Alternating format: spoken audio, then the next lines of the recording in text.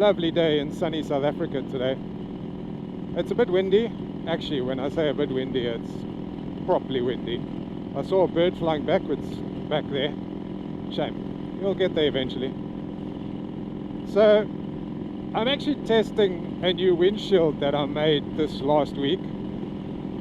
When I bought the bike, I got the large Harley Davidson windshield with the bike, and it was a bit manky. It was sun weathered and worn, so I changed I think they use Perspex or something like that for the shield. So I just did a DFX file and I sent it off to the engineering plastics guys, and I said, please cut me a 3mm polycarbonate shield to replace the one that I had. And the guys were all too happy to do it. It cost me practically nothing. I mean, it was like $500-600, where a new shield is about 4,000 Rand in this country. So that's a nice shield to use in this country if you're doing sort of winter trips. So it's very cold and it's nice to hide behind a big shield. I mean, it sits probably over here. The problem is, if you're doing a longer trip during summer when there's rain and lots of bugs, then you don't really want a big shield, because then the bugs sort of get in your way and you can't see the road sort of nicely.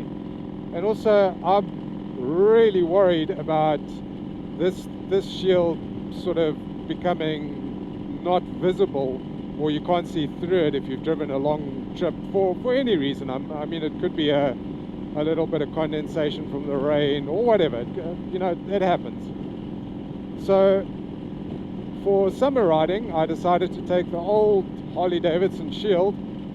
I made new brackets for it and I cut it down quite considerably. So the nice thing about my new little windshield that I made is everything was made from scrap material. So this bracket was just a piece of scrap material that I had lying around, and it was cut using an angle grinder and then just neatened up a little bit. So this is what it looks like before it's going to get painted. And the rib that goes on the outside is again just a bent piece of 5mm 20 by, well, it's probably like 250 mils, maybe 300, and then with the holes drilled in, and that clamps it nicely. The only issue that I did have on my first test run is, because it's bent at the bottom like this, the top doesn't bend. So if you have a look at it like that and you bend it, that top doesn't bend. So what I've done now is I've made a former, and this former is just from a piece of it was an appliance that we had, so the side of the appliance was cut off. And the nice thing is this material is very, very easy to bend, so it was just bent, and then this will sit like so, and we'll stick it in the oven for a couple of minutes, and then gravity will give it a nice form, and then this top won't bend like you saw it bending in the video. All from scrap.